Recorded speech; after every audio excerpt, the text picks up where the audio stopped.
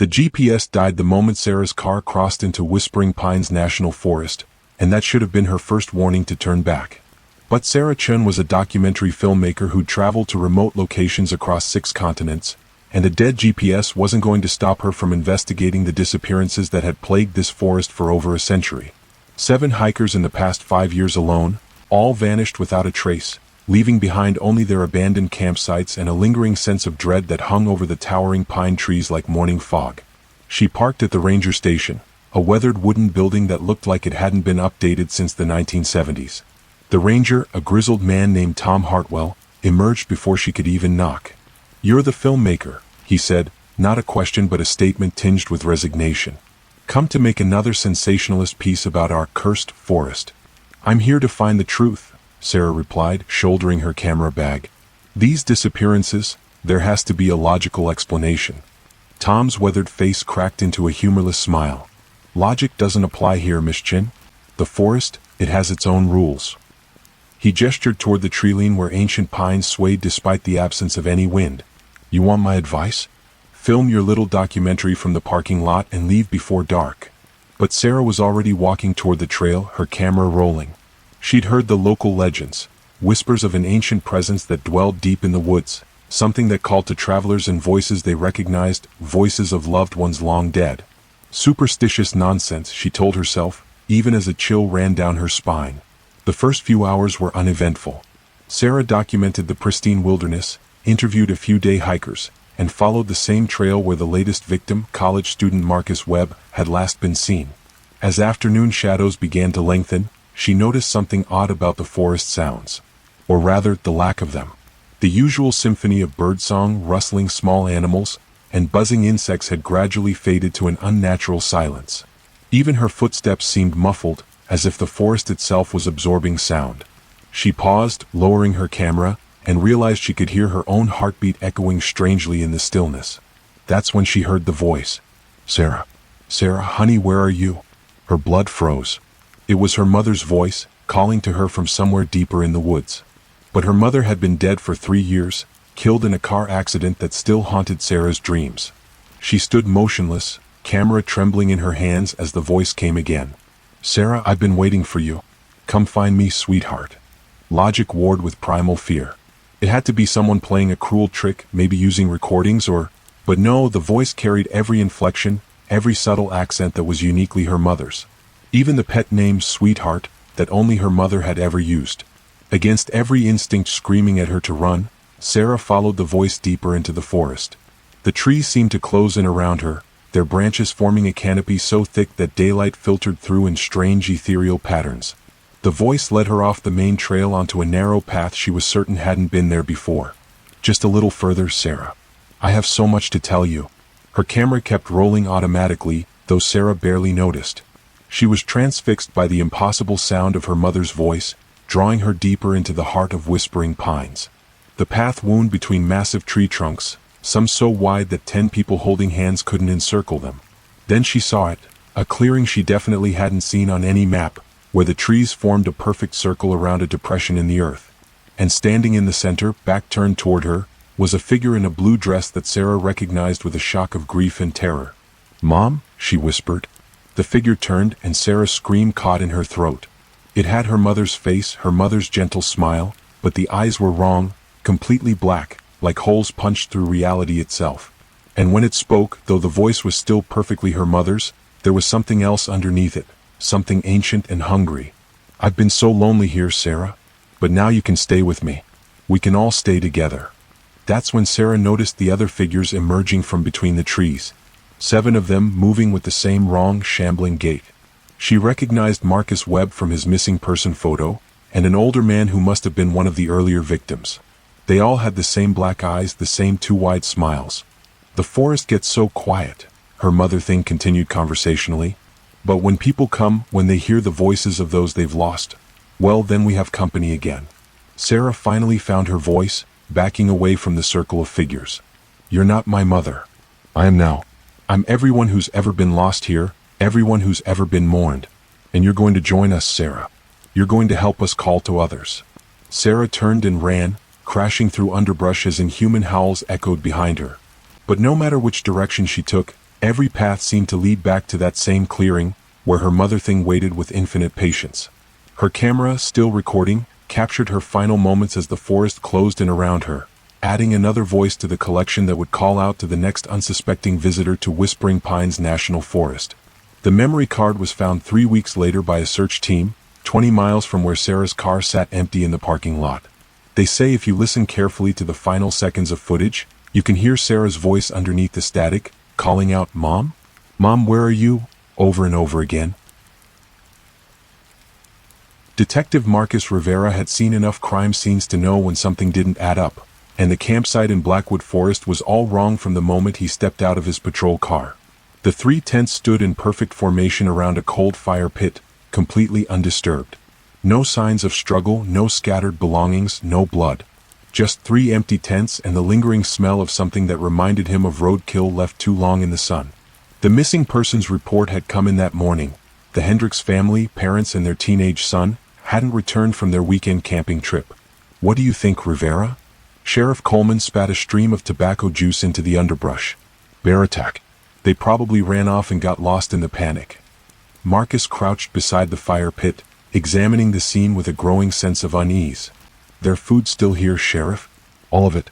And look at this. He pointed to the ground around the campsite. No tracks leading away. No signs they ever left this spot. Maybe they... And why would they leave their phones? Marcus held up 3 cell phones, neatly arranged on a flat rock beside the fire pit. All 3 were still charged, with dozens of missed calls from worried relatives and employers. Sheriff Coleman shifted uncomfortably. Well, you're the hotshot detective. What's your theory? Before Marcus could answer, a sound drifted through the trees that made both men freeze. It was like a low humming, almost musical, coming from deeper in the forest. But underneath the melody was something else, a wet, squelching sound that made Marcus's skin crawl. You hear that? He whispered. Coleman nodded, his face pale. Been hearing it on and off since we got here. Probably just whined through the trees. But Marcus knew wind, and this wasn't it. This was something else entirely, something that seemed to pulse with a rhythm almost like breathing. He grabbed his flashlight and started toward the sound. Where the hell are you going? Coleman hissed. To find out what happened to the Hendricks family. The humming grew louder as Marcus pushed through the dense undergrowth, following what might have been an animal trail deeper into Blackwood Forest. Coleman reluctantly followed, muttering under his breath about city cops and their crazy ideas. The trees here were different from those around the campsite. Older, more twisted, their bark scarred with strange markings that looked almost like symbols. The canopy above was so thick that even midday felt like twilight, and the air had a weight to it that made breathing difficult. That's when Marcus saw the first body. It was hanging from a tree branch about 15 feet off the ground, but not by a rope. Instead, thick, root-like tendrils had grown through the corpse, emerging from its mouth and wound around the branch above. The body was perfectly preserved, as if it had died moments ago, but Marcus could see from the clothing that this was definitely not one of the Hendricks family. Jesus Christ, Coleman breathed. What the hell is that thing?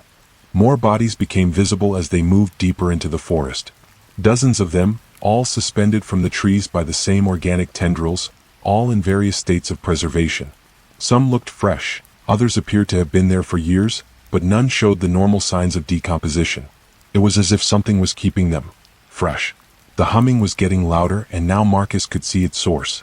In a clearing ahead, the trees formed a natural amphitheater around what looked like a massive root system that had grown up from the ground in twisted, humanoid shapes. And there, suspended just above the writhing mass of roots, were 3 figures he recognized from the missing persons photos. The Hendricks family hung motionless, eyes open but unseeing, as thin tendrils pulsed beneath their skin like veins. They were alive, Marcus realized with horror, but something was feeding on them slowly, keeping them suspended between life and death. We need to get help, Coleman whispered. We need to. The humming stopped abruptly, and every suspended body in the grove turned its head to look directly at them. Including the Hendricks family, whose mouths opened in perfect unison to speak in a voice that seemed to come from the earth itself. New nourishment, they said, their voices harmonizing in an inhuman chorus. The hunger must be fed. The root system began to writhe and pulse more rapidly, and Marcus could see new tendrils emerging from the earth, reaching toward them with blind but purposeful intent. He grabbed Coleman and ran, crashing through the forest as inhuman shrieks echoed behind them. They barely made it back to their patrol cars before the ground beneath their feet began to shift and buckle. Marcus floored the accelerator, speeding away from Blackwood Forest as trees began to fall across the road behind them, as if the forest itself was trying to trap them. That was 6 months ago. The official report listed the Hendricks family as missing, presumed dead from a bear attack. The forest was temporarily closed to camping, though it reopened quietly a few weeks later when the media attention died down. But Marcus couldn't forget what he'd seen. He'd done research, digging through old records and newspaper archives. Blackwood Forest had been the site of disappearances for over a century, always campers or hikers who ventured too deep into the woods. Always the same pattern: empty campsites, no signs of struggle, no bodies ever found. Until now, Marcus knew where the bodies were. He knew something ancient lived in those woods, something that fed slowly on human life, keeping its victims suspended in a state between living and dying for as long as possible. And he knew that someday, when his conscience finally overcame his fear, he would have to go back. The question was whether he'd have the strength to destroy what he found there, or whether he'd end up joining the chorus of voices that sang their hunger to the wind, waiting for the next unsuspecting campers to venture too deep into Blackwood Forest. The school bus breakdown was just the beginning of Rachel Morrison's worst nightmare, though she wouldn't realize it until much later, when the screaming started. As the afternoon thunderstorm rolled across Millfield Forest, Rachel tried to keep her 23 fourth graders calm while their driver, Pete, poked around under the hood of the ancient bus. They were returning from a field trip to the Natural History Museum, what should have been a routine 40-minute ride back to Millfield Elementary. But 30 minutes into their journey through the winding forest road, the bus had shuddered to a halt with a mechanical wheeze that sounded almost like a death rattle. "Miss Morrison?" 9-year-old Emma raised her hand, her voice barely audible over the drumming rain on the bus roof. "I need to use the bathroom. Can you wait, sweetie? Pete says he'll have us moving again soon." Rachel glanced toward the front of the bus where Pete was getting soaked, tools scattered around him as he muttered increasingly creative curses at the engine. "I really need to go," Emma insisted, and several other children began to chime in with similar complaints. Rachel sighed. 20 years of teaching had taught her to pick her battles, and this wasn't one she was going to win. "Okay, everyone. If you absolutely need to go, we'll use the buddy system. Stay close to the bus and don't go more than 20 feet into the tree line." As the children began to file off the bus in pairs, Rachel noticed something odd about the forest around them. Despite the heavy rain, she couldn't hear it hitting the leaves. The sound just seemed to stop at the edge of the tree line, as if the forest was absorbing everything that entered it. Even the children's voices became muffled the moment they stepped into the woods. "Tommy, stay where I can see you," she called to one of her more adventurous students, but her voice sounded strangely flat, as if the air itself was swallowing her words. That's when she noticed the other children. They stood just inside the tree line, perhaps 30 feet from the bus, partially hidden by the massive oak and pine trees. At first glance, they looked like any other group of kids, maybe a little pale, dressed in what appeared to be old-fashioned clothing, but nothing that immediately set off alarm bells. What bothered Rachel was how still they were, how silently they watched her students with an intensity that made her skin crawl. "Pete," she called. "Pete, there are other kids in the woods. Do you know if there's a camp around here?" Pete looked up from the engine, wiping grease from his hands. "Other kids? Lady, this road hasn't seen foot traffic in years. Forest Service closed all the camping areas after those disappearances last summer." Rachel's blood went cold. What disappearances? But before Pete could answer, Emma came running back to the bus, her face pale with fear. "Miss Morrison, those kids want us to come play with them. They keep whispering my name." "What kids, Emma?" "The ones in the old clothes. They say they've been waiting for new friends." Emma grabbed Rachel's arm with trembling hands. "But Miss Morrison, when they smile, their teeth are all black." Rachel immediately called for all her students to return to the bus, but as she did a quick head count, her heart sank. 21. She was missing 2 children, Danny Kowalski and Sarah Chin, 2 of her quieter students who often played together. "Danny. Sarah." She cupped her hands around her mouth, but again, her voice seemed to die just past the tree line. "Has anyone seen Danny and Sarah?" The remaining children shook their heads, but Emma tugged at Rachel's sleeve. "Miss Morrison, I think they went with the other kids. I saw them walking deeper into the forest, holding hands with those weird children." Against every instinct screaming at her to stay with the group, Rachel grabbed a flashlight from the bus's emergency kit. "Pete, keep everyone on the bus. I'm going to find Danny and Sarah. Lady, you can't go in there alone. Not with those storms coming in." But Rachel was already stepping into the forest, and the moment her feet touched the forest floor, the world changed around her. The sound of rain disappeared entirely, replaced by an eerie silence broken only by the soft sound of children's laughter echoing from somewhere deeper in the woods. The trees here were ancient, their trunks so massive she couldn't see around them, their branches intertwining overhead to form a canopy so thick that her flashlight beam seemed weak and ineffective. But worse than the darkness was the feeling that she was being watched by dozens of unseen eyes. "Danny." "Sarah," she called, but her voice came out as barely a whisper. "Please, if you can hear me, come back to the bus." The laughter came again, closer now, and Rachel could distinguish individual voices. Children's voices, but wrong somehow, too high-pitched, lasting too long. And underneath the laughter was another sound, a wet, sliding noise like something being dragged across the forest floor. She followed the laughter deeper into the woods, her flashlight revealing glimpses of small footprints in the mud, some wearing modern sneakers that had to belong to Danny and Sarah, others barefoot and strangely elongated. The prints led to a clearing where ancient stone ruins rose from the forest floor, the remains of what looked like a small church or schoolhouse, covered in decades of moss and decay. And there, sitting in a circle in front of the ruins, were the children. Rachel counted at least 30 of them, ranging in age from perhaps 6 to 16, all dressed in clothing from different eras. Some wore modern jeans and t-shirts, others dressed in clothing that looked like it belonged in the 1950s, and still others in even older attire, long dresses and knickers that suggested they'd been here far longer than any living child should have been. In the center of the circle sat Danny and Sarah, holding hands with two of the strange children, their faces blank and peaceful. Too peaceful, Rachel realized with growing horror. They looked drugged or hypnotized, their eyes unfocused and staring. "Danny, Sarah, we need to go now," Rachel said, stepping into the clearing. "Everyone's worried about you." The circle of children turned to look at her in perfect unison, and Rachel's scream caught in her throat. Their faces were those of children, but their eyes were ancient, holding a knowledge and hunger that no child should possess. And when they smiled, revealing the blackened teeth Emma had described, Rachel understood that these weren't children at all. Not anymore. "New teacher," they said in unison, their voices creating an eerie harmony. "We've been so lonely. Our last teacher left us such a long time ago." On the edge of the clearing, Rachel could see bones scattered around the base of the ruins. Adult bones, she realized, mixed with the smaller remains of children. How many school groups had come through this forest over the years? How many teachers and students had never made it home? "Danny and Sarah are learning to play our games," the children continued. "Soon they'll be just like us. Soon they'll never have to leave." Rachel lunged forward, grabbing Danny and Sarah by their arms, but the moment she touched them, she felt a cold that burned like ice shooting up through her hands. The two children looked at her with the same ancient eyes as the others, and when Danny smiled, his teeth were already beginning to blacken. "You can stay too, Miss Morrison," Sarah said in a voice that was hers but not hers. "We have so many games to play. Forever and ever and ever."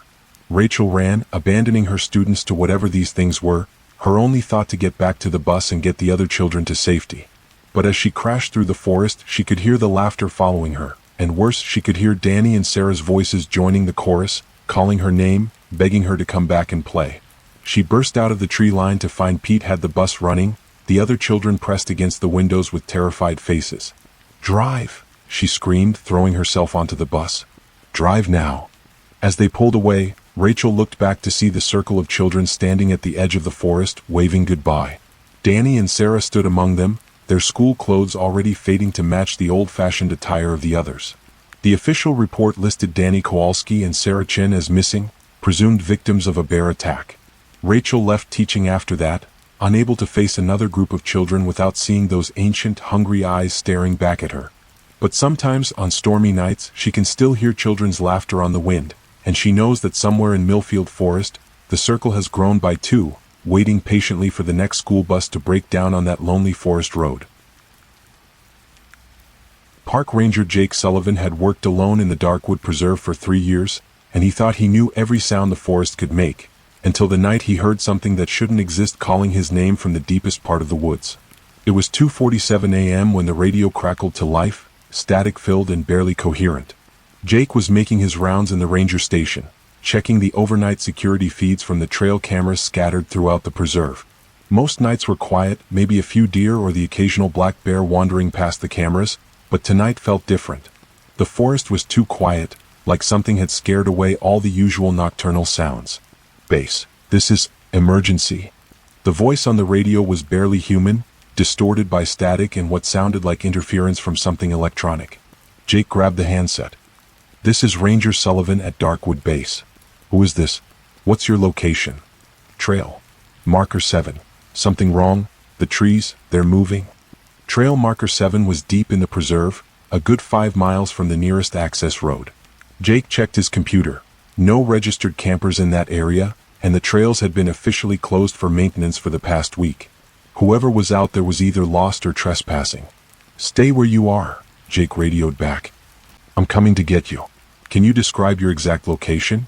But the radio had gone dead, leaving only the soft hiss of static. Jake grabbed his emergency pack, loaded fresh batteries into his flashlight, and checked his sidearm. Standard procedure for night rescues, though in 3 years he'd never had to draw it. The drive to the closest access point took 20 minutes on winding dirt roads, and with each mile deeper into the preserve, Jake felt a growing sense of unease. The trees seemed to lean in closer to the road, their branches creating a tunnel of darkness that his headlights could barely penetrate. And there was still that unnatural silence, as if the forest was holding its breath. He parked at the trailhead and started hiking toward Marker 7, his flashlight beam dancing ahead of him on the narrow dirt path. The trail was familiar, he'd walked it hundreds of times, but tonight it seemed different, longer somehow, with shadows that moved just at the edge of his vision. After what felt like hours but was probably only 30 minutes, Jake reached Marker 7, a simple wooden post with a metal placard marking the distance from the main trail. But there was no sign of whoever had made the radio call, no camping gear, no indication anyone had been there recently. Hello, he called into the darkness. I'm Ranger Sullivan. I got your radio call. Where are you? The only response was the soft whisper of wind through the trees, but even that sounded wrong, too rhythmic, almost like breathing. Jake swept his flashlight in a wide arc, and that's when he noticed something that made his blood run cold. The trees around Marker 7 were different. Not different species, but different in a way that shouldn't be possible. Their bark was scarred with what looked like claw marks, deep gouges that formed patterns almost like symbols. And their branches, which should have been reaching upward toward the sky, were all bent downward, creating a natural canopy that blocked out even the starlight. Then he heard the radio static again, but this time it wasn't coming from his equipment. It was coming from somewhere in the forest around him, multiple sources creating a chorus of electronic noise that seemed to emanate from the trees themselves. Base. This is emergency. Something wrong? It was his own voice, he realized with growing horror. His own words from earlier that night, being played back from somewhere in the darkness around him. Trailmaker 7. The trees, they're moving. That wasn't his voice. That was the original caller, but now Jake could hear something else underneath the words, a wet, grinding sound like machinery that hadn't been oiled in decades. Jake backed away from Marker 7, his hand moving instinctively to his sidearm, though he had no idea what he would shoot at. The static grew louder, and now he could see the sources, dozens of old radios hanging from the tree branches like grisly ornaments. Some were modern handheld units like his own, others were ancient models that looked like they belonged in museums. And they were all broadcasting the same thing. Fragments of distress calls, pieces of conversations from people who had gotten lost in Darkwood Preserve over the years, maybe decades. Jake recognized some of the voices from missing persons cases he'd worked on, hikers and campers who had vanished without a trace. Help me. I can't find the trail. Something's following me. I can hear it breathing. The trees? God, the trees are moving closer. But underneath all the human voices was something else, a low humming that seemed to come from the earth itself. And as Jake listened, he realized the humming was matching his heartbeat, synchronizing with his pulse in a way that made him feel dizzy and disoriented. That's when he saw them, figures moving between the trees, just at the edge of his flashlight beam. They walked with a strange, lurching gait, and when his light caught them directly, Jake could see they were wearing the same Forest Service uniform he was, though theirs were torn and stained with what looked like years of wear. Rangers, one of them called, its voice crackling with the same electronic distortion as the radios. New Ranger. Come join the night shift. Jake recognized the face as the figure stepped into his light. It was Marcus Webb, a ranger who had disappeared 5 years ago while investigating reports of strange lights in the forest. But Marcus's eyes were wrong, glowing with the same green light as the digital displays on the hanging radios. The forest needs you, Jake, Marcus continued, more figures emerging from between the trees. It needs us to keep watch, to monitor the preserve. Forever. Jake could see at least a dozen of them now, all wearing Forest Service uniforms from different eras, some dating back decades. Their faces were pale and slack, but their eyes held the same electronic glow, and when they spoke, their words came out mixed with radio static. 24-hour shifts, they chanted in unison. Always on duty. Always watching. Jake turned and ran, crashing through the underbrush as the electronic chorus grew louder behind him. But no matter which direction he took, the trail seemed to lead back to Marker 7, where the ring of Ranger Things waited with infinite patience. His radio crackled to life, his own voice coming through the static. Base. This is emergency. Something wrong? The trees, they're moving? And Jake realized that somewhere in the forest, a new radio had just been added to the collection, one that would broadcast his final moments to the next ranger foolish enough to come looking for survivors in the deep woods of Darkwood Preserve. They found Jake's truck the next morning at the trailhead, keys still in the ignition, his radio equipment still functioning. But Ranger Jake Sullivan was never seen again, though sometimes on quiet nights, hikers in Darkwood Preserve report hearing a familiar voice calling through their radios, offering to guide them to safety in the deep, dark woods where the night shift never ends. The Hartwell family farm had been abandoned for 23 years when Emma and her college friends decided to spend their spring break exploring its ruins, and they should have paid more attention to why no one had bothered to buy the property despite its prime location just outside town. This is perfect for our documentary project, Emma Chen announced as their car pulled up the overgrown driveway. She was majoring in film studies and had convinced her 3 roommates to help her create a piece about abandoned rural properties for her senior thesis. Local legends, mysterious disappearances, the whole works. Her roommate Lisa peered through the passenger window at the decrepit farmhouse, its windows boarded up and roof partially collapsed. Are you sure this place is safe? It looks like it's about to fall down.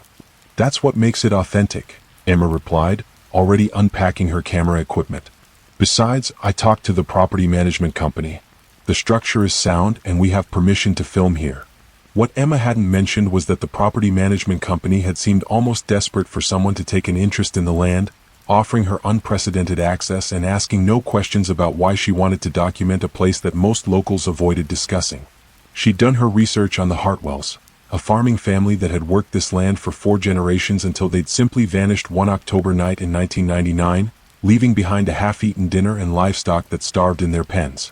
The 4 friends, Emma, Lisa, Marcus, and David, set up their base camp in what had been the farmhouse's main room, working around holes in the floor and water damage from decades of exposure. As the sun began to set, Emma started interviewing her friends about their expectations for the project, using the crumbling rural Gothic setting as a dramatic backdrop. "So what do you think happened to the Hartwell family?" she asked, pointing her camera at Marcus, who was examining old family photographs they'd found scattered around the house.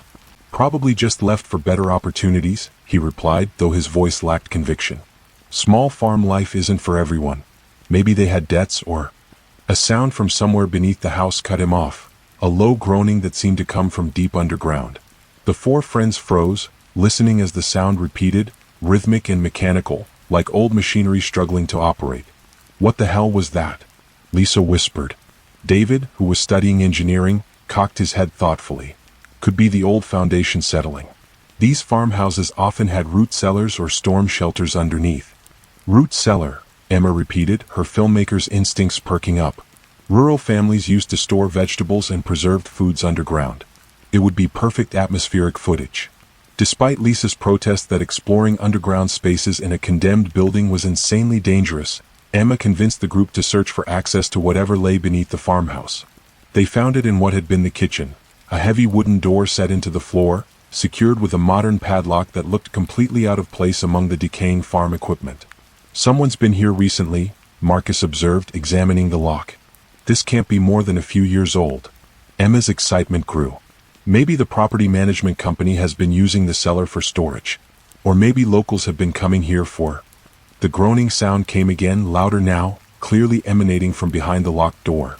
But this time it lasted longer, and underneath the mechanical noise, they could swear they heard something else. A sound that might have been voices, though too distorted to make out individual words. David produced a bolt cutter from their camping supplies. He'd brought it to cut through any fencing that might block their access to the property, and made quick work of the padlock. The moment the lock fell away, a smell wafted up from the cellar that made all 4 friends gag. the sickly sweet odor of decay mixed with something chemical and artificial, like formaldehyde. Jesus, Lisa covered her nose with her shirt. What is that smell? Preservation, Emma said, though she had no idea why that word had come to her. Something's being preserved down there. The wooden door opened on rusted hinges, revealing stone steps descending into absolute darkness. Emma's flashlight beam couldn't penetrate more than a few feet into the cellar, but what she could see looked like it had been carved directly from the bedrock rather than built with separate stones. Emma, I really don't think we should go down there, Lisa said, backing away from the opening. That smell. Something's dead down there. Something's been dead for a long time. But Emma was already descending the steps, her camera rolling, drawn by an overwhelming curiosity that felt almost compulsive. The air grew colder with each step, and the smell grew stronger, though it began to change character. Less like decay and more like a laboratory, sterile and chemical. The cellar was far larger than any root storage space had a right to be, extending back into the darkness far beyond the footprint of the farmhouse above. And it wasn't empty. Glass containers lined the walls, each one filled with a clear liquid that Emma's flashlight revealed to be some kind of preservative solution. And floating in each container was something that had once been human. Oh God, Marcus breathed behind her. Oh God, what is this place? The containers held bodies in various states of preservation, some so well maintained they looked like they were merely sleeping, others partially decomposed but kept from complete decay by whatever chemicals filled their glass prisons. Emma recognized clothing from different eras, 1950s dresses, 1970s suits, more recent attire. This wasn't just the Hartwell family, this was decades worth of victims. But the most horrifying discovery was yet to come. In the center of the cellar, connected to all the individual containers by a network of rubber tubes and electrical cables, was a massive glass chamber that contained what looked like a human figure, though it was impossible to tell if it had ever truly been human. The thing in the central chamber was tall and elongated, its limbs stretched beyond normal proportions, its skin pale and translucent. Tubes ran directly into its body, and Emma could see fluid moving through them, carrying what looked like nutrients or chemicals from the smaller containers to feed whatever this creature had become. And it was alive. Its chest rose and fell with a mechanical rhythm, and occasionally its eyes would flutter open, revealing pupils that had been replaced with electronic sensors that glowed softly in the darkness. The harvest, it spoke, its voice amplified by speakers hidden throughout the cellar. Time for the harvest. The mechanical groaning they'd heard upstairs intensified, and Emma realized it was the sound of machinery activating. The tubes connecting all the containers began to pulse more rapidly, and the preservative fluid in the smaller chambers started to drain. It's waking them up, David whispered in horror. Whatever this thing is, it's waking them up. The bodies in the containers began to stir, their eyes opening one by one, revealing the same electronic sensors. They moved with jerky, unnatural motions, but they were definitely moving, definitely aware. We need to get out of here, Lisa screamed, but Emma stood transfixed, still filming. The central creature's voice echoed through the chamber again. New specimens. Fresh material. The collection grows. That's when Emma noticed the empty containers along the far wall, 4 of them exactly the right size for her and her friends. And carved into the stone above them were fresh names. Emma, Lisa, Marcus, David. They'd been expected. The preserved bodies were climbing out of their containers now, moving with mechanical precision toward the 4 friends. Emma finally broke from her trance and ran for the stairs, but it was too late. The wooden door above slammed shut, and they could hear the sound of a new lock being applied. They were trapped in the cellar with dozens of reanimated corpses and something that was no longer human but had once been Dr. Harold Hartwell, the family patriarch who had discovered a way to preserve consciousness in dead tissue and had been perfecting his technique for over 2 decades. Emma's camera kept rolling until the very end, capturing the moment when the mechanical arms descended from the ceiling to begin the preservation process. The footage would eventually be found by investigators, along with 4 new containers in the root cellar and a property management company that had never existed. The Hartwell farm was finally sold the following year to a young couple looking to start their own agricultural business. They were told the property came with a fully equipped root cellar, perfect for storing their harvest. The Blackwood National Forest covered nearly 2 million acres of pristine wilderness, and Dr. Elena Vasquez had been studying its ecosystem for over 15 years without ever encountering anything that couldn't be explained by conventional biology. That changed during her final research expedition, when she discovered that the forest's most dangerous predator wasn't an animal at all. Elena was leading a graduate student research team on a comprehensive biodiversity survey, documenting plant and animal species in a remote section of the forest that hadn't been thoroughly studied since the 1970s. Her team consisted of 4 PhD candidates: Marcus, Jennifer, David, and Sarah, all experienced field researchers who had worked with her on previous expeditions. The research station they established was a model of scientific efficiency: solar-powered equipment, satellite communication, GPS tracking devices, and enough supplies for a month-long study. Their mission was to document any changes in the forest ecosystem that might indicate the effects of climate change or human encroachment. For the first week, everything proceeded normally. They documented several species of plants that hadn't been recorded in the area before, tracked the migration patterns of local wildlife, and collected soil samples that would be analyzed back at the university. The forest was teeming with life. Bird calls echoed through the canopy, small mammals rustled through the underbrush, and the stream that ran past their camp attracted a constant parade of animals. But on the 8th day something changed. "Have you noticed how quiet it's gotten?"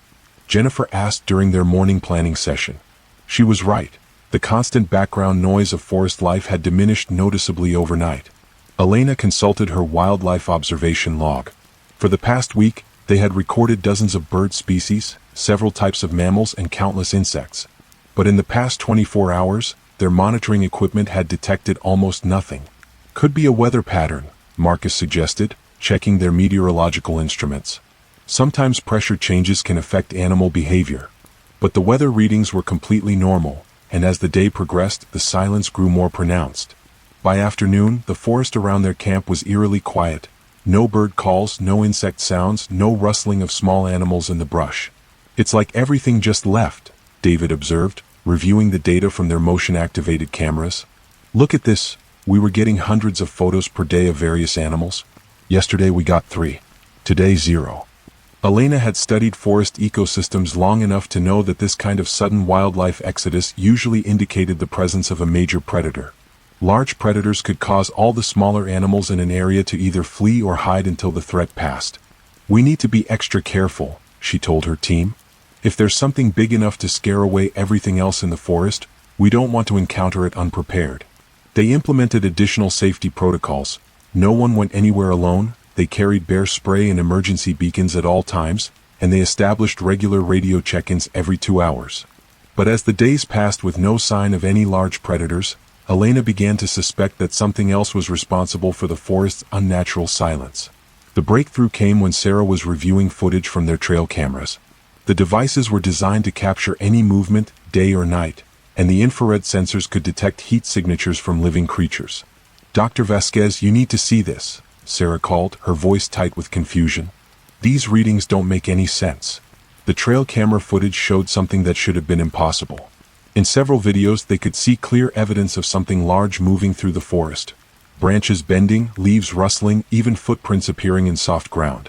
But the cameras detected no heat signature, no visible form, nothing that registered as a living creature. "Equipment malfunction?" Elena asked, but Sarah shook her head. "I've checked everything twice. The cameras are working perfectly. But look at this sequence. You can see something walking right past the camera, but there's nothing there." The footage was indeed disturbing. They could see the clear outline of footprints appearing in sequence, as if made by something heavy walking through the forest, but the creature making them was completely invisible to both the standard and infrared cameras. That night, Elena was awakened by the sound of something moving around their campsite. She lay in her tent, listening to what sounded like slow, deliberate footsteps circling the perimeter of their camp. But when she looked outside, there was nothing there, just the continuing evidence of something large moving invisibly through their space. In the morning, they found footprints everywhere, around their tents, near their equipment, even right up to the entrance of Elena's tent. The prints were human-like but larger, and they appeared to have been made by something with significant weight, judging by how deeply they pressed into the ground. "We're being stalked," Jennifer said quietly, examining the tracks. "Whatever this thing is, it's been watching us." Elena made the decision to pack up and return to the nearest ranger station, but when they tried to leave, they discovered that all of their equipment had been subtly sabotaged. Their vehicle wouldn't start, their satellite phone was missing, and their GPS devices showed no signal. "It doesn't want us to leave," Marcus said, and Elena was beginning to think he might be right. That's when she remembered something from her research into local Native American folklore. The indigenous people who had lived in this forest for centuries had legends about creatures they called the Silent Ones, beings that could move through the forest without making any sound, invisible to human sight but capable of driving away all other life through their presence alone. According to the legends, the Silent Ones were not malevolent, but they were territorial. They would tolerate humans who passed through their domain quickly, but anyone who stayed too long would be encouraged to leave through increasingly aggressive means. "We need to try to communicate with it," Elena told her team. "If the folklore is accurate, it might be trying to tell us something." That evening, Elena sat alone in the center of their camp and spoke aloud to the invisible presence she knew was watching them. "We're scientists," she said to the empty forest. "We're here to study and learn, not to harm or exploit. We respect this forest and everything that lives in it. Can you help us understand what you need from us?" The response came immediately, a sound like wind through leaves, but forming words in a language Elena didn't recognize. The voice seemed to come from everywhere at once, as if the entire forest was speaking. Jennifer, who had studied linguistics, listened intently and managed to pick out some meaning from the sounds. "It's saying something about balance," she translated, "and about boundaries being crossed." Over the next several hours, through a combination of spoken words, written symbols drawn in the dirt, and careful observation of the creature's reactions, Elena's team managed to establish a form of communication with the Silent One. What they learned was both fascinating and terrifying. The creature was not a single being but rather a collective consciousness made up of all the people who had ever died in the forest and chosen to remain as guardians of the ecosystem. They were invisible because they existed partially outside of normal physical reality, but they could affect the physical world through concentrated will. The recent silence in the forest was their way of protecting the local wildlife from what they perceived as a threat, Elena's research team and their scientific equipment. The Silent Ones had been observing human activity in the forest for decades, and they had become increasingly concerned about the impact of human presence on the delicate ecosystem. "We're not trying to harm anything," Elena explained. "Our research is meant to help protect the forest." But the Silent Ones had a different perspective. They had seen too many researchers and conservationists whose good intentions had led to increased human presence, development, and ultimately the destruction of wild places. They preferred to keep the forest secret and protected through their own methods. The negotiation that followed lasted 3 days. Elena and her team had to prove that their research would not lead to increased human encroachment into the forest. They agreed to limit their studies to non-invasive observation, to publish their findings in ways that would not reveal the exact location of their research site, and to leave certain areas of the forest completely undisturbed. In return, the Silent Ones agreed to allow the wildlife to return and to stop interfering with the research team's equipment. But they made it clear that Elena's team would be monitored constantly, and any violation of their agreement would result in immediate expulsion from the forest. Elena's final report on the Blackwood Forest expedition mentioned unusual wildlife behavior and unexplained equipment malfunctions, but she never published her real findings about the Silent Ones. The forest remained protected, the ecosystem recovered its natural balance, and her team returned to the university with a new understanding of the complex relationships between human activity and wilderness preservation. But Elena never forgot the feeling of being watched by invisible guardians, and she made sure that all of her subsequent research expeditions included offerings of respect and requests for permission from whatever unseen protectors might be watching over the wild places of the world. The Blackwood National Forest is still open to researchers and hikers, but visitors sometimes report unexplained periods of silence when all wildlife activity seems to cease. The Forestry Service attributes these phenomena to natural cycles in animal behavior, but they also recommend that visitors treat the forest with exceptional respect and avoid camping in areas where they feel unwelcome. Some researchers have theorized that certain wilderness areas develop their own forms of protective consciousness over time, and that the key to successful field work is learning to communicate with and respect these natural guardians. But such theories remain outside the mainstream of scientific thought, relegated to folklore and the personal experiences of those who have spent enough time in the deepest wilderness to understand that not everything in nature can be measured by conventional instruments. Highway 19 through the Moss Creek Forest was known locally as the Canopy Road because of the way the ancient oak trees grew together overhead, creating a natural tunnel that blocked out most of the sunlight even during the day. It was a beautiful stretch of road, frequently photographed by tourists, but locals knew to drive it quickly and never to stop, especially after dark. Rebecca Santos was driving home from her sister's wedding in Tallahassee when her car broke down right in the middle of the Canopy Road at 11:47 p.m. on a moonless October night. She'd made this drive dozens of times over the years and had always been careful to keep her gas tank full and her car in good repair, but sometimes mechanical failures happen at the worst possible moments. Her phone showed no signal under the dense canopy, and she hadn't seen another car on the road for over an hour. The nearest town was at least 15 miles in either direction, but she knew there was a ranger station somewhere in the forest that might have emergency services available. Rebecca locked her car and started walking, using her phone's flashlight to illuminate the narrow shoulder of the road. The Spanish moss hanging from the oak trees created an oppressive atmosphere, and every breath of wind through the canopy sounded like whispers in a language she couldn't understand. She had walked for about 20 minutes when she saw lights ahead through the trees, not the harsh fluorescent lights of a ranger station, but the warm, flickering glow of what looked like oil lamps or lanterns. As she got closer, she could see a narrow dirt road branching off from the highway, and following it led to a small settlement that definitely hadn't been there during her daytime drives through the forest. The settlement consisted of about a dozen wooden buildings arranged around a central square, all lit by oil lamps and torches that cast dancing shadows on the weathered walls. The architecture looked like something from the 1800s, simple wooden structures with wide porches and tin roofs, the kind of buildings that had been common in rural Florida before the advent of modern construction techniques. "Hello," Rebecca called out, approaching the nearest building. "Is anyone here? I need help with my car." The door of the building opened, and a man emerged wearing clothes that matched the historical appearance of the settlement: canvas pants, a cotton shirt, and a wide-brimmed hat that shadowed his features. He moved with the slow, deliberate gait of someone accustomed to physical labor. "Evening, miss," he said in an accent that sounded like old-fashioned Southern speech, the kind that had largely disappeared from modern Florida. "Mighty late to be walking the road alone." "My car broke down on the highway," Rebecca explained. "I was hoping to find a phone or maybe someone who could help me get to a service station." The man nodded thoughtfully. "Well, you're welcome to shelter here for the night. Morning light makes everything clearer, and there's always someone passing by on the road once the sun comes up." Rebecca hesitated. The settlement seemed genuine enough, and the man appeared friendly, but something about the situation felt wrong. She had never seen this place before, despite having driven this road countless times, and the historical appearance of everything suggested some kind of living history exhibit or tourist attraction that she had somehow missed. "Is this some kind of historical site?" she asked. "Historical?" The man looked confused. "Miss, this is Moss Creek Township. Been here since 1847, when my great-grandfather settled this land after the Seminole Wars ended." Other people began emerging from the buildings, drawn by the sound of voices. Men, women, and children, all dressed in period clothing and carrying oil lamps.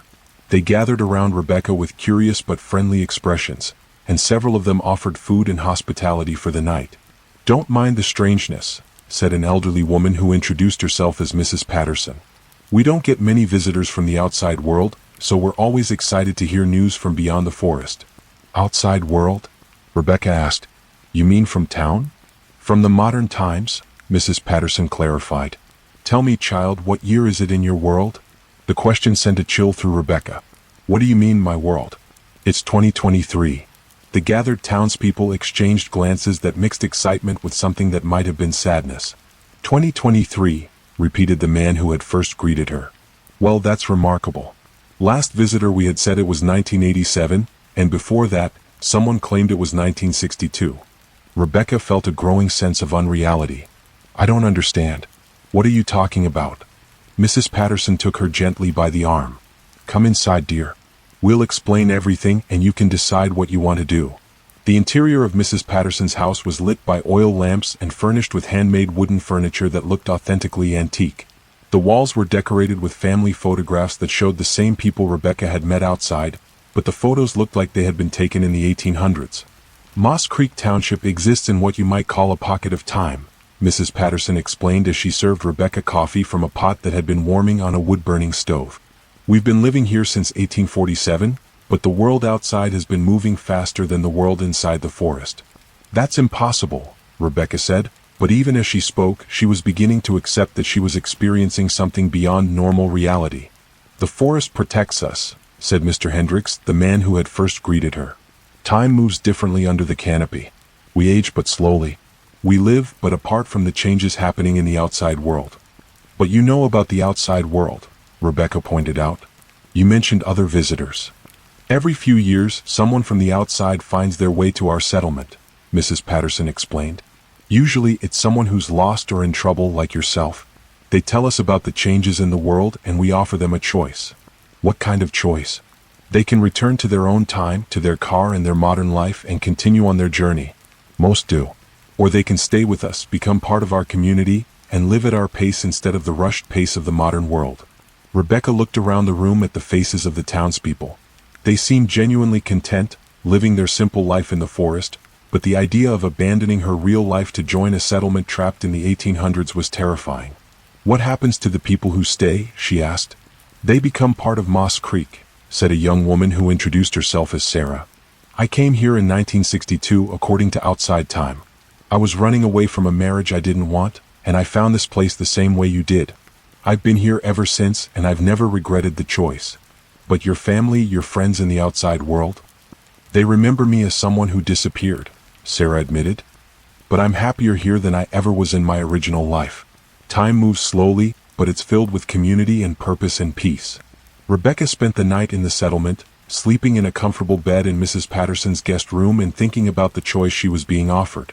The townspeople were genuinely kind, their way of life was peaceful and sustainable, and there was something appealing about stepping off the treadmill of modern life and joining a community where people still had time for each other. But she also thought about her job, her family, her friends, and all the aspects of her modern life that she would be giving up forever. In the morning, the townspeople gathered to see her off. They provided her with a hearty breakfast and clear directions back to the highway where her car was waiting. If you change your mind, Mrs. Patterson said, you know how to find us. The settlement only appears to people who truly need it, and the forest will guide you back if you decide you want to stay. Rebecca walked back through the forest, following the dirt road to the highway. When she looked back, she could no longer see the lights of the settlement through the trees. Her car was exactly where she had left it, and when she turned the key, the engine started immediately as if there had never been any mechanical problem at all. She drove home in silence, trying to process what had happened to her. 4 weeks afterward, she found herself thinking about Moss Creek Township and the choice she had been offered. Her modern life felt increasingly hollow and rushed, filled with meaningless obligations and artificial connections. 3 months later, Rebecca quit her job, sold her possessions, and drove back to the Canopy Road. She parked her car in the same spot where it had broken down and walked into the forest, carrying only a small backpack with a few personal items. The dirt road appeared exactly where she remembered it, and the lights of Moss Creek Township welcomed her home. Mrs. Patterson embraced her like a long-lost daughter, and the townspeople celebrated her decision with a feast that lasted until dawn. Rebecca Santos became Rebecca Hendricks, taking the surname of the man who had first welcomed her to the settlement. She learned to live by oil lamp and candlelight, to grow her own food, and to find satisfaction in the simple rhythms of a life lived slowly and deliberately. Sometimes, on moonless nights, she would walk to the edge of the settlement and look toward the highway, listening for the sound of a car breaking down or a lost traveler calling for help. When such moments came, she would smile and prepare to offer the same choice that had been given to her, the choice between the frantic pace of the modern world and the timeless peace of Moss Creek Township. The forest kept its secrets, and time flowed differently under the canopy, but Rebecca had found her place in a world that existed between the moments, in the spaces where the modern age couldn't reach. Detective Sarah Chen had investigated dozens of missing person cases during her 15-year career with the Oregon State Police, but the disappearances in the Cascade National Forest were unlike anything she had encountered before. Over the past 18 months, 7 experienced hikers had vanished without a trace in a specific section of the forest known locally as the Whispering Pines, a dense grove of ancient pine trees that got its name from the constant, soft sound the wind made as it moved through the needle-covered branches. The missing persons had nothing in common except their choice of hiking destination. They ranged in age from 22 to 63, came from different backgrounds and professions, and had varying levels of outdoor experience. Some had been solo hikers, others had been with groups. Some had disappeared during the day, others during overnight camping trips. The only consistent factor was the location where they had last been seen. Sarah had requested the case personally after the 7th disappearance because her own brother, Michael, had been one of the missing hikers. He had vanished 6 months earlier during a weekend camping trip, leaving behind his tent, his backpack, and his GPS device, but no trace of where he might have gone or what might have happened to him. The local search and rescue teams had conducted extensive operations in the Whispering Pines, using tracking dogs, helicopters, and ground teams that covered every square mile of the forest multiple times. They had found no signs of the missing hikers. No clothing, no equipment, no human remains, and no evidence of animal attacks or foul play. Sarah decided to conduct her own investigation by spending several days camping in the Whispering Pines, hoping to discover something that the official search efforts had missed. She was an experienced outdoors person herself, having grown up hiking and camping with her family throughout the Pacific Northwest, and she felt confident in her ability to handle whatever the forest might present. She established her base camp near the center of the grove, in a small clearing surrounded by towering pine trees that were old enough to have been growing when the first European settlers arrived in Oregon. The trees created a natural cathedral, their branches forming a canopy so dense that very little sunlight reached the forest floor even during the middle of the day. On her first night in the forest, Sarah was awakened around 2 a.m. by the sound that gave the grove its name, a soft, constant whispering that seemed to come from the movement of wind through the pine needles. But as she lay in her tent listening to the sound, she began to realize that it wasn't entirely natural. Hidden within the whisper of wind through branches were what sounded like human voices, speaking too softly to be understood but clearly forming words and sentences. Sarah unzipped her tent and stepped outside, using her flashlight to scan the darkness between the trees. The whispering sounds became clearer in the open air, and she could definitely hear multiple voices having what sounded like conversations, though she couldn't make out any individual words or understand what language they might be speaking. "Hello," she called out. "Is someone there?" The whispering stopped immediately, leaving the forest in complete silence.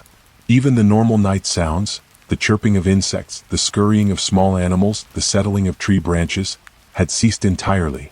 Sarah stood in the clearing for several minutes, listening to the absolute quiet and feeling increasingly uneasy about the unnatural stillness.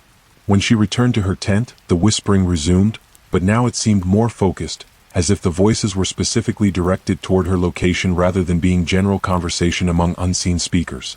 Sarah spent the second day exploring the grove systematically, looking for any signs of the missing hikers or any clues that might explain the strange phenomena she had experienced. She found several unusual features that hadn't been mentioned in any of the official reports. Trees with spiral patterns carved into their bark that looked both ancient and fresh. Small clearings where the forest floor was covered with arrangements of pine cones and rocks that appeared deliberately placed, and several locations where the magnetic compass spun wildly and her GPS device lost its signal entirely. Most disturbing were the trees themselves. While the Whispering Pines were known to be old-growth forest, some of the trees Sarah examined appeared to be impossibly ancient. Massive specimens with trunks so large that it would take a dozen people holding hands to encircle them, and with bark formations that suggested they had been growing for thousands rather than hundreds of years. More concerning was the fact that several of these giant trees had hollow spaces at their bases. Not natural root caves, but openings that looked like doorways leading into the interior of the living trees. The openings were large enough for a person to walk through, and they descended into darkness that her flashlight couldn't penetrate. On the second night, the whispering began earlier and was more distinct.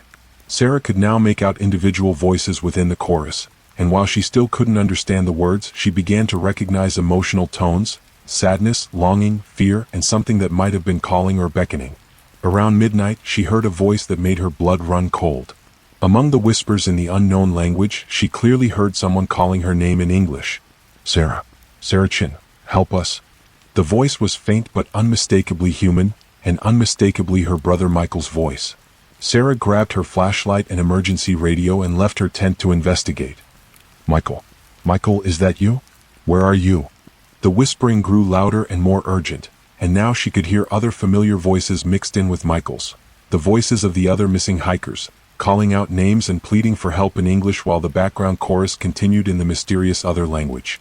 Following the sound of the voices, Sarah found herself approaching one of the giant hollow trees. The opening at its base seemed to pulse with a faint, phosphorescent glow that hadn't been visible during the day, and the voices were definitely coming from inside the tree. "Michael, I'm here," she called into the opening. "I'm going to get you out." Sarah stepped through the opening into the hollow interior of the tree, and immediately realized that the space inside was far larger than should have been physically possible. The interior extended upward and outward into a vast chamber lit by the same phosphorescent glow she had seen from outside, and the walls were covered with intricate carvings that seemed to move and shift in the uncertain light. The whispering voices surrounded her now, coming from all directions, and she could see shadowy figures moving in the periphery of her vision. human shapes that appeared and disappeared too quickly to focus on directly. "Sarah, you shouldn't have come here," she heard Michael's voice say, much clearer now. "None of you should have come here. Where are you?" Sarah called, turning her flashlight toward the sound of his voice. "I can hear you, but I can't see you." "We're here, but we're not here," Michael's voice replied. "The forest took us. The trees took us. We're part of it now, but we're still ourselves. We're trapped between being human and being something else." Other voices joined in, confirming Michael's explanation. The missing hikers were somehow present in the hollow tree, but existing in a state that was neither fully alive nor fully dead, neither completely human nor completely transformed into something else. "The forest is old," explained a woman's voice that Sarah recognized from missing person reports as belonging to Jennifer Walsh, a hiker who had disappeared 8 months earlier. "Older than the trees, older than the mountains.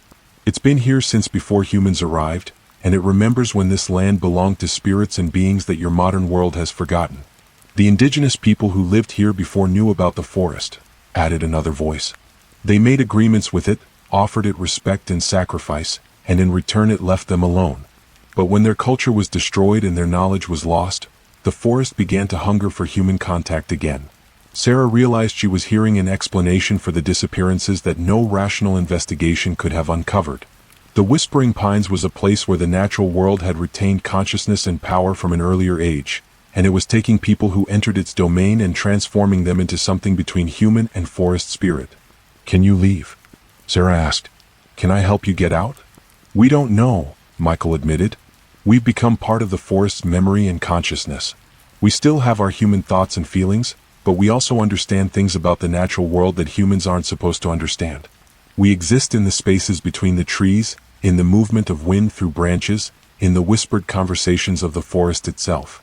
But we're still ourselves enough to warn you," Jennifer added urgently.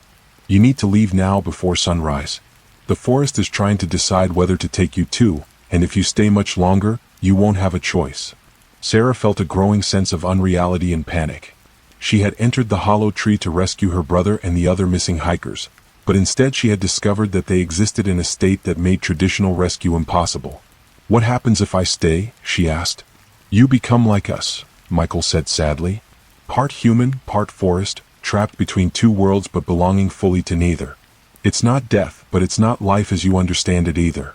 Sarah made the difficult decision to leave her brother and the others behind. She had no way to help them, and staying would only result in her own transformation and disappearance.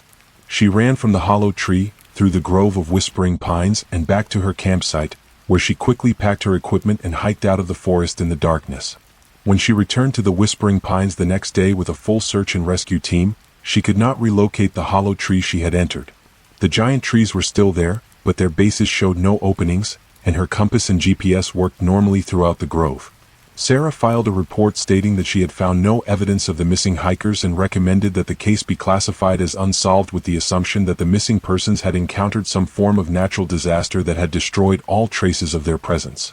But she returned to the forest regularly, always alone, always at night. She would stand in the clearing where she had camped and listen to the whispering voices in the wind, occasionally hearing her brother's voice among them, sometimes receiving warnings about other people who were planning to visit the forest. Sarah became an unofficial guardian of the Whispering Pines, using her position with the state police to discourage hiking and camping in the area, and intervening when she could to prevent other people from experiencing the same fate as her brother and the other missing hikers. The forest kept its secrets, and the missing persons case remained officially unsolved, but Sarah knew the truth about what had happened and what continued to happen in the place where the ancient consciousness of the natural world still held power over human lives. Jake Morrison had been working as a timber harvester in the forests of northern Maine for 12 years, and he thought he knew everything there was to know about the woods. He could identify tree species by their bark, predict weather changes by the behavior of animals, and navigate through dense forest using only natural landmarks. But the Blackwood Forest, where his company had recently acquired logging rights, was unlike any woodland he had ever encountered. The Blackwood covered nearly 50,000 acres of virgin forest that had somehow escaped previous logging operations, containing trees that were centuries old and worth millions of dollars in premium lumber. The forest got its name from the unusually dark bark of its predominant tree species, a variety of pine that grew nowhere else in Maine and seemed to absorb light rather than reflect it, creating a perpetually dim environment even during bright sunny days. Jake's crew had been working in the Blackwood for 3 weeks, but their progress had been slower than expected due to a series of mechanical failures, accidents, and strange incidents that had the workers on edge. Chainsaws would start running on their own in the middle of the night, heavy machinery would be found moved to different locations each morning despite being shut down and locked the previous evening, and several crew members reported seeing movement in the forest that disappeared when they tried to investigate. The incidents escalated when Danny Kowalski, one of Jake's most experienced loggers, disappeared during what should have been a routine tree-felling operation. Danny had been working alone in a section of the forest about half a mile from the main crew, cutting down marked trees and preparing them for transport. When he failed to respond to radio calls at the end of the workday, Jake and the other crew members went looking for him. They found Danny's chainsaw running at the base of a massive black pine tree that he had been cutting, but Danny himself was nowhere to be found. His hard hat and work gloves were lying on the ground near the saw, and the tree showed a deep cut that was about 3/4 of the way through the trunk, but there were no signs of what had happened to Danny or where he might have gone. The local sheriff's department conducted a search of the area, but found no trace of the missing logger. The official assumption was that Danny had suffered some kind of medical emergency and had wandered into the forest in a confused state, but Jake wasn't satisfied with that explanation. Danny had been healthy and experienced, and nothing about the scene suggested that he had left voluntarily or accidentally. Jake decided to investigate on his own, returning to the site where Danny had disappeared and spending the night in the forest to see if he could discover any clues that the official search had missed. He set up a small camp near the partially cut tree and waited to see what the darkness might reveal. Around midnight, Jake was awakened by the sound of his chainsaw starting up, despite the fact that he had removed the spark plug and drained the fuel tank before going to sleep. The saw was running at the base of the same tree where Danny had been working, cutting deeper into the trunk exactly where Danny's cut had left off. Jake approached the saw cautiously, expecting to find someone operating it, but the chainsaw was running by itself, held in position by no visible means and cutting steadily into the tree as if guided by an experienced hand. When Jake reached for the saw to shut it off, it moved away from him, continuing its work on the tree while avoiding his attempts to grab it. "What the hell?" Jake muttered, watching the impossible scene unfold before him. The chainsaw completed the cut through the tree trunk, and the massive black pine began to fall with a groaning crash that echoed through the forest. But instead of falling in the direction that the cut should have directed it, the tree fell toward a different area entirely, landing across a narrow stream that Jake hadn't noticed during his daytime exploration of the area. As soon as the tree hit the ground, the chainsaw shut off and fell silent.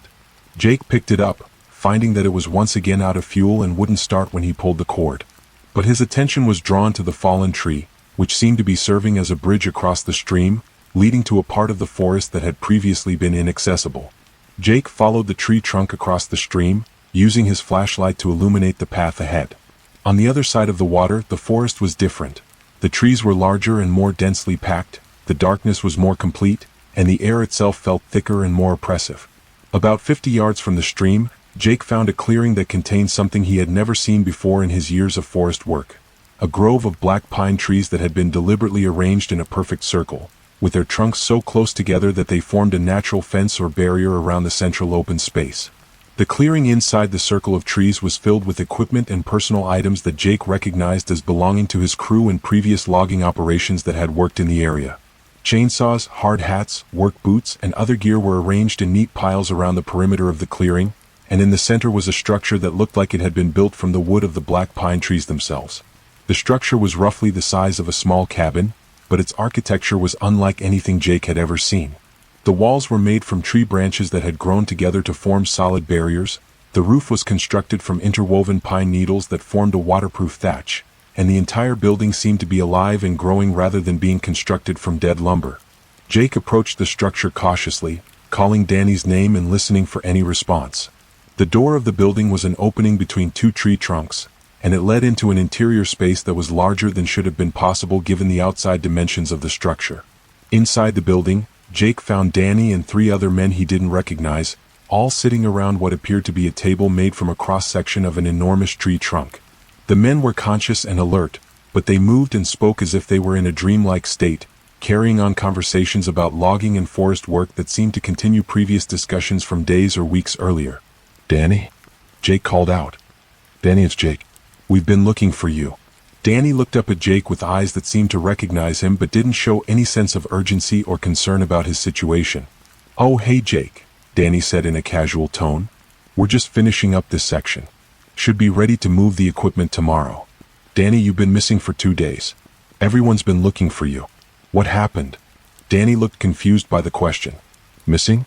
I've been right here working with the crew. We're making good progress on the harvest." The other men nodded in agreement, continuing their discussion about logging operations as if Jake wasn't there. Jake realized that Danny and the others were somehow under the influence of the forest itself, trapped in a state where they believed they were still carrying out their normal work routines while actually being held in this supernatural clearing. "We need to leave," Jake told Danny, grabbing him by the arm. "This place isn't real. The forest has done something to you." But when Jake tried to pull Danny toward the door, he found that his crew member wouldn't move. Danny felt solid and real, but he was somehow anchored to the clearing as if he had become part of the forest itself. "I can't leave during a work day," Danny explained reasonably. "We have quotas to meet. The trees won't cut themselves." Jake realized that the forest was using some kind of supernatural influence to trap loggers and keep them as permanent workers in an endless, dreamlike logging operation.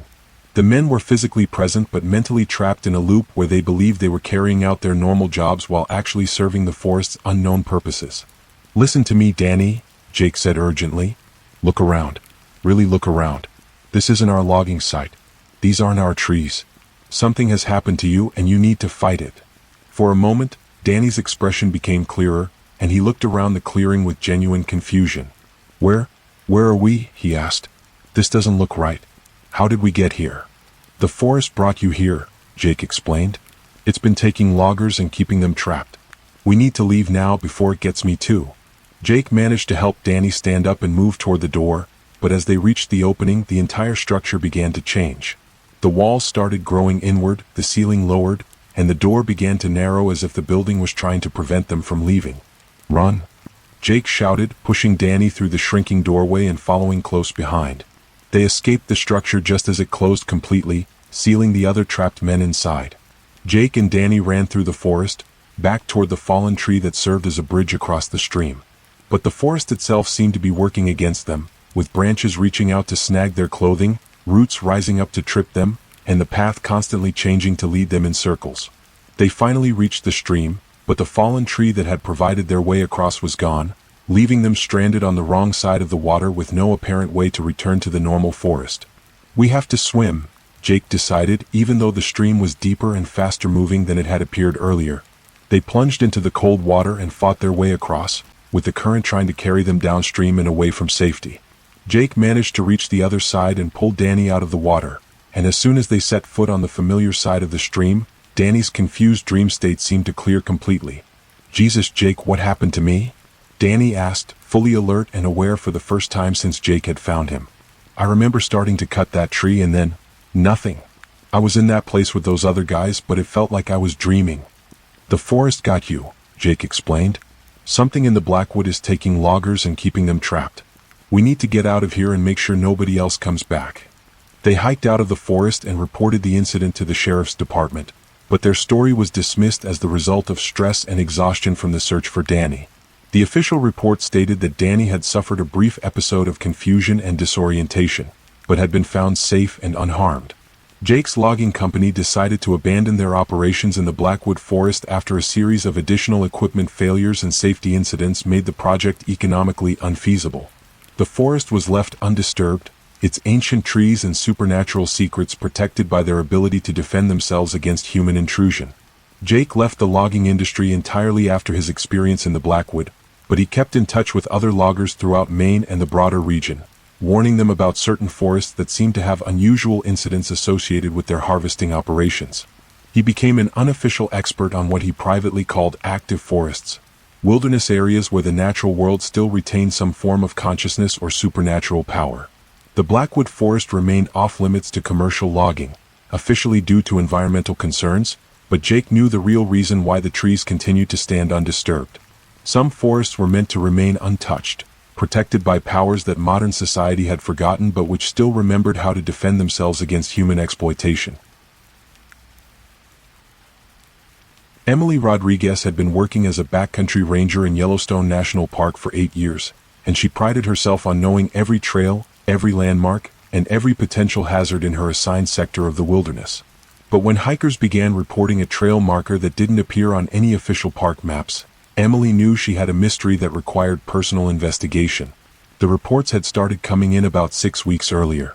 Experienced hikers would return from multi-day backpacking trips in the remote northern section of the park, claiming they had discovered a well-maintained trail marked with professional-grade signs that led to destinations not found on any official park documentation. The trail markers bore the National Park Service logo and appeared to be legitimate, but they referenced locations with names like Mirror Lake Overlook, Ancient Valley, and the Listening Stones that didn't exist in any park records. Most concerning was the fact that several hikers had followed these mysterious trail markers and had become lost for days, eventually being found by search and rescue teams in areas miles away from where the unauthorized trail should have led them. The lost hikers consistently reported that they had been following clearly marked paths that had somehow disappeared, leaving them stranded in unmarked wilderness with no idea how they had gotten there. Emily decided to investigate the reports personally, planning a week-long solo backpacking trip into the area where the mysterious trail markers had been spotted. She was an expert navigator with extensive wilderness survival skills, and she carried GPS equipment, satellite communication devices, and detailed topographical maps that would prevent her from experiencing the same disorientation that had affected the other hikers. Her first day of hiking took her deep into the backcountry along established trails that she had traveled dozens of times before. The northern sector of Yellowstone was known for its rugged terrain, unpredictable weather, and sparse visitation, making it an ideal location for someone to install unauthorized trail markers without being immediately detected by park staff. On the second day, Emily found what she was looking for. At a trail junction she had passed many times before, there was now a professional-looking trail marker that she had never seen previously. The sign was made from the same materials and design as official park markers, complete with the National Park Service arrowhead logo, and it pointed toward a path leading into the forest with the designation Mirror Lake Overlook 3.2 miles. Emily knew for certain that there was no Mirror Lake in this section of the park, and no official overlook designation in the direction the sign indicated.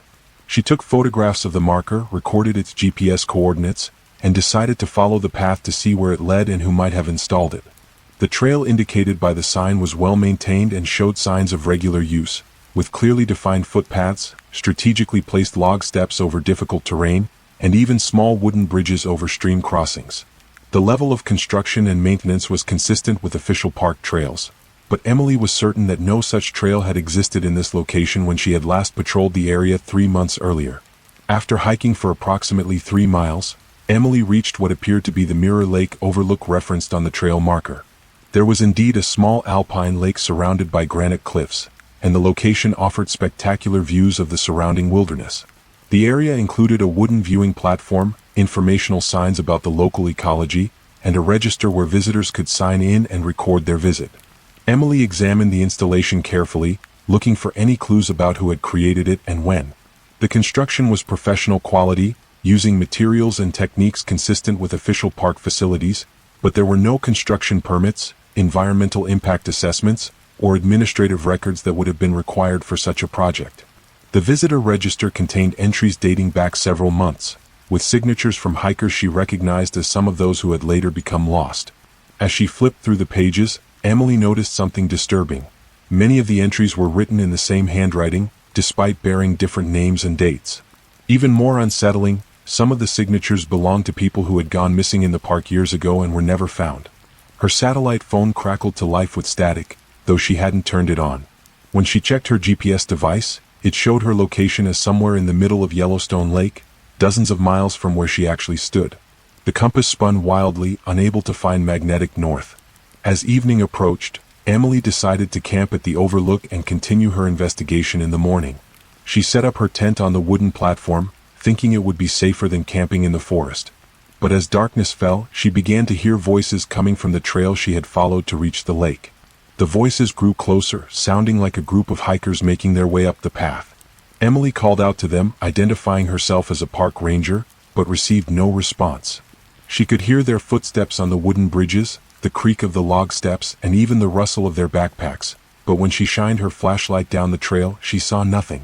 The phantom hikers seemed to arrive at the overlook, and Emily could hear them moving around the platform, talking in hushed tones about the beautiful view and discussing their plans for the next day. She could hear sleeping bags being unrolled and tent stakes being hammered into wood, but her flashlight revealed only empty space. Throughout the night, the ghostly voices continued. Emily heard conversations between the invisible hikers, discussing trails that didn't exist, referring to landmarks she had never heard of, and making plans to visit places with impossible names. They spoke of the Whispering Canyon, Bone Bridge, and the Garden of Lost Things. When dawn broke, Emily discovered fresh footprints all around her tent, leading to and from the edge of the platform. The visitor register now contained a new entry, written in her own handwriting, documenting a visit she had never made to a place called The Threshold. The signature was hers, but the date was 3 days in the future. Desperate to escape, Emily packed quickly and started back down the trail. But the path she had followed the day before was gone. In its place was an entirely different trail, marked with signs pointing to Ancient Valley and the Listening Stones. Her GPS showed her moving in impossible directions, and her compass pointed to a magnetic north that seemed to shift with each step. 4 hours she wandered, following trail markers that appeared and disappeared, leading her deeper into sections of the park that existed on no map. She passed overlooks with views of landscapes that couldn't exist in Yellowstone, bridges spanning chasms that were too deep and narrow, and clearings filled with plants that didn't belong in the ecosystem. As the sun began to set on her second day in this phantom trail system, Emily realized she was becoming one of the lost hikers she had been investigating. The trails were a trap, designed to lure people into a maze of non-existent paths that existed somewhere between reality and something else entirely. Her radio crackled with search and rescue communications, distant voices calling her name and coordinating search patterns. But every time she tried to respond, the signal faded to static. She could hear helicopters overhead, but when she looked up, the sky was empty. On the third day, Emily found herself back at Mirror Lake Overlook, though she was certain she had been walking away from it.